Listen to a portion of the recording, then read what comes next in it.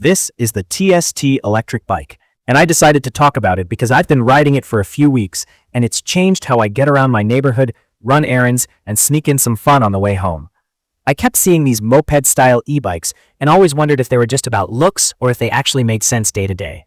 I wanted something that could pull me up short, steep hills without sweating, handle rough pavement and dirt paths, and still be simple enough to live with. That's why I went with this one.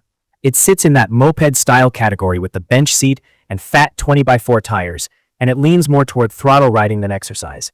Price versus performance is kind of the point here. You're not paying boutique money, but you're getting real power and a full suspension setup that feels legit on rough surfaces. If you want a light, pedal-focused commuter, this isn't it. If you want something that feels closer to a small electric motorcycle you can pedal when you want, this fits. I'll start with the setup, because that's where the relationship begins. It arrived mostly assembled, but I still had to mount the front wheel, bars, headlight, and pedals. It's not featherweight. I felt it as I lifted it out of the packaging, and I was careful not to scratch anything. The included tools do the job, though I grabbed my own socket set to speed things up. The only real tweak I had to make was the brakes. The rotors rubbed a little at first, so I loosened the caliper, squeezed the lever, and retightened. After that and a quick bolt check, I was good. The battery locks solidly to the frame, and the key feels positive. I like that it's removable because I can charge it inside, and I've used both charging methods depending on whether I bring the whole bike into the garage or just take the battery upstairs. On the road, it's the torque that hits you first. From a stop, a little thumb throttle, and it leaps ahead in a way that makes traffic lights less stressful. No wobbling while trying to pedal a heavy bike into motion. This just goes. The app lets you bump the speed cap, and once I set it for top performance on private paths, it pulled to the high 20s without drama. At those speeds, the pedals don't do much. The stock gearing is too low to contribute meaningfully, so I use it like a small electric moped most of the time. If I want to pedal for exercise, I keep it in a lower assist level, or cruise slower. The cadence sensor engages predictably, though there's a tiny delay when you stop pedaling.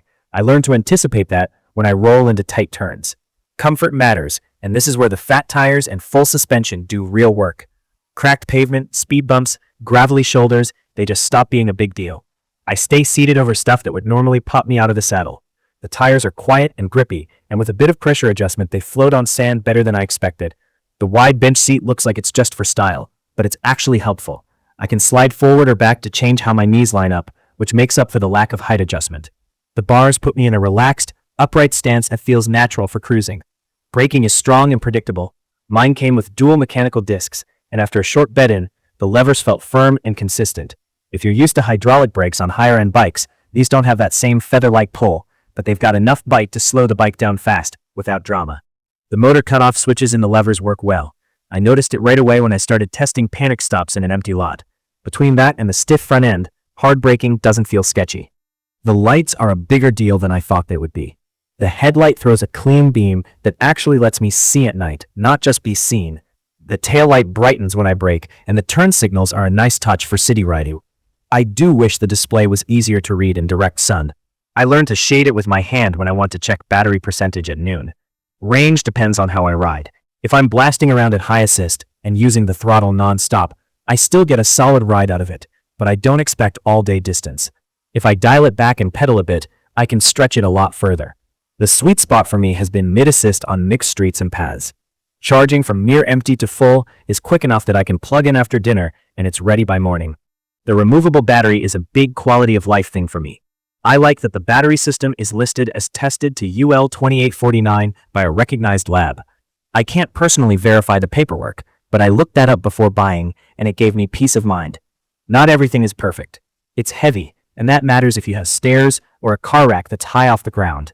The rear flat I got was more annoying than on a normal bike because you have to disconnect the motor cable and deal with the weight. I added sealant and haven't had a repeat. The steering can feel twitchy at very low speeds because of the small wheels, but it settles once you're rolling. And like I said, if your plan is to pedal hard at top speed, the gearing won't make you happy without an upgrade. Compared to what I rode before, a basic commuter e-bike with skinny tires and a rigid fork, this feels like moving from a compact car to a small SUV. My old bike was fine on smooth roads, but every pothole felt like a punishment, and hills meant grinding. This one just erases the rough stuff and treats hills like a non-issue. I also spend time on a more expensive moped-style e-bike that a friend owns. That one had flashier branding and hydraulic brakes out of the box, and the display looked nicer in bright light. On actual pavement and dirt though, the difference in riding feel wasn't night and day.